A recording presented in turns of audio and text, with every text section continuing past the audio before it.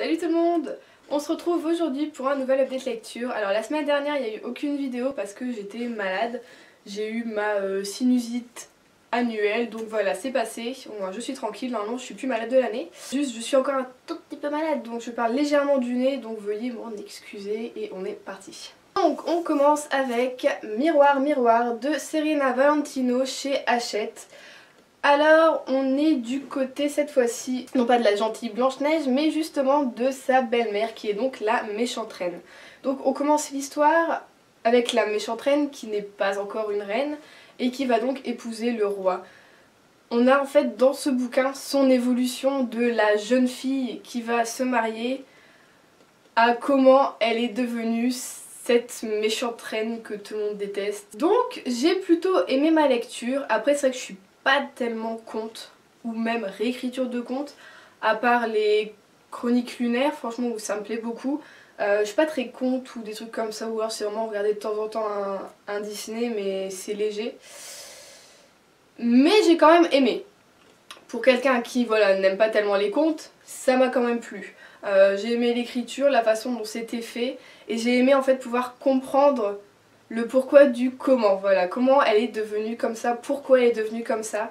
J'aurais pas vu les choses de cette façon, et du coup ça m'a fait vraiment changer le regard que j'avais sur cette histoire, sur l'histoire de Blanche-Neige, et justement sur la méchante reine. Mon regard a évolué là-dessus, et j'ai trouvé ça plutôt pas mal. Je pourrais le recommander à ceux qui aiment les contes, et ceux surtout qui aiment les méchants, et qui veulent savoir pourquoi ils sont devenus comme ça, pourquoi ils sont méchants.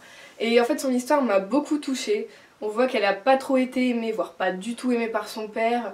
Elle a pas connu sa mère, enfin voilà, c'est vraiment elle a eu une enfance vraiment pas facile au niveau amour familial.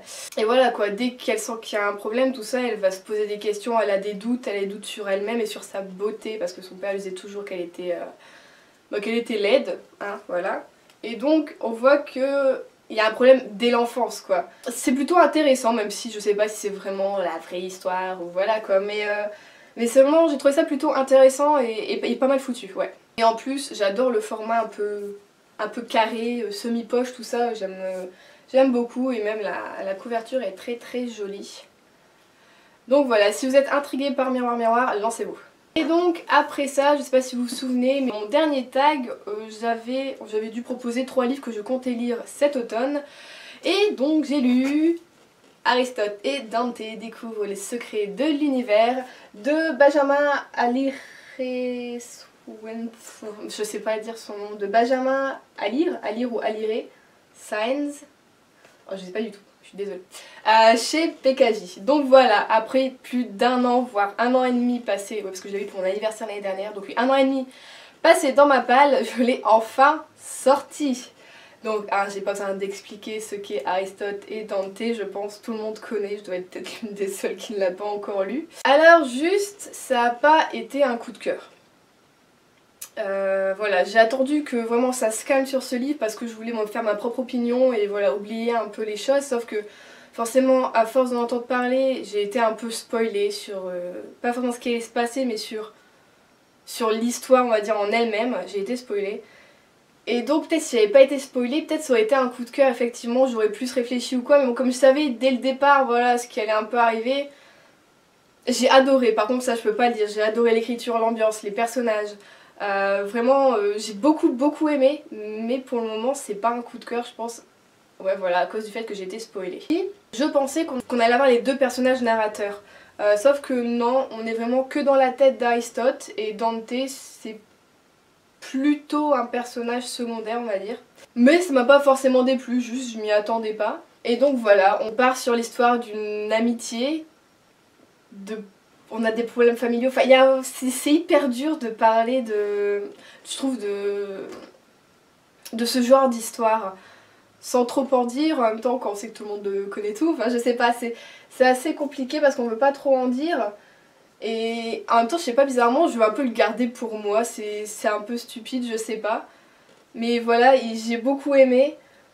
On voit qu'Aristote essaye de grandir, voilà quoi, c'est un ado un peu comme les autres avec des problèmes. Il a pas mal de problèmes familiaux, sa famille lui cache des secrets sur son grand frère que lui voudrait savoir. Et voilà, on voit qu'il en a besoin et que ses parents sont pas là pour... Enfin, sont pas là. Ils veulent pas lui dire, quoi, ils veulent vraiment lui cacher des choses et on voit que lui ça le renferme et qu'il n'arrive pas à parler, voilà quoi, à s'extérioriser du tout. Et on se dit ouais que voilà, Dante va un peu résoudre les choses. Il résout certaines choses en faisant ouvrir les yeux en fait à Aristote, en lui disant voilà quoi, toi t'es comme ça mais les autres sont pas forcément comme ça, chacun vit sa vie comme il veut, voilà, à sa bulle familiale, enfin voilà, chacun vraiment est éduqué d'une façon différente ou quoi. C'est qu'Aristote pensait que voilà, lui il fait pas la bise à son père par exemple pour dire bonjour ou quoi, il pensait que bah, c'était comme ça chez tout le monde alors que non. Enfin voilà, il y a plein de petits trucs comme ça qui lui montrent que il y a du monde autour de toi, hein, voilà, tout simplement. Et on voit qu'il a du mal à grandir, il se pose plein de questions, voilà, j'ai jamais vu un garçon se poser autant de questions. Je pensais pas que les garçons se posaient d'abord autant de questions, je pensais que pour eux la vie était juste, allez hop, j'y vais et puis c'est tout. Mais même moi, quand j'étais adolescente, je pense pas que je me posais autant de questions là-dessus. Après, je dis pas, j'ai eu une belle adolescence, ça doit être ça sûrement. Donc voilà, ouais, ça fait un peu du coup réfléchir à nous, ce qu'on a vécu, à comment ça aurait pu être et à ce que les autres vivent. Voilà, ça nous fait un peu ouvrir les yeux sur le monde qui nous entoure, sur les gens, comment ils vivent les choses, leurs difficultés, leurs différences, enfin voilà, vraiment c'est pareil, c'est bien foutu, c'est bien ficelé, c'est bien écrit. Et franchement j'ai beaucoup aimé. Et du coup je regrette un peu que ce soit pas un coup de cœur, bizarrement, c'est peut-être vraiment stupide ce que je veux dire, mais je m'en veux que ce soit pas un coup de cœur, c'est totalement... c'est du n'importe quoi, mais ouais je m'en veux. C'est idiot hein. Mais je pense que ouais, il y a eu tellement de brouhaha autour de ce bouquin que je me suis dit c'est sûr ce sera un coup de cœur. Et même en laissant passer, enfin voilà, je pensais, mais pas pour le moment. Je pense peut-être plus tard quand j'y reviendrai, j'ai quelques livres comme ça où je me dis c'est pas des coups de cœur, j'ai beaucoup aimé. Et quand j'y repense, je me dis non, en fait c'était un coup de cœur. J'ai ça avec Les âmes vagabondes par exemple de Stéphanie Meyer. C'est un coup de cœur au final, mais je l'ai su seulement 6 mois après l'avoir lu quoi. Et donc je pense que là pour Aristote et Dante ça va être un peu la même chose. Donc je vous ai dit, hein, mon commentaire sur ce bouquin allait être hyper brouillon. Et je constate qu'il l'est énormément. Mais voilà, donc si vous avez lu Aristote et Dante découvrent les sucrés, on voit que j'ai envie de lire Les filles au chocolat en ce moment je crois. Découvre les secrets de l'univers, vous savez du coup ce que j'ai ressenti et pourquoi je n'arrive pas à en parler. Et si vous ne l'avez pas encore lu, et ben jetez-vous dessus parce qu'il est génial. Donc voilà, c'est tout pour cette update lecture, j'espère que ça vous aura plu, que vous avez eu de très bonnes lectures cette semaine, que vous n'avez pas été malade. Ou alors si vous avez été, que vous êtes bien rétabli. Je vous fais de très gros bisous et je vous souhaite de très bonnes lectures.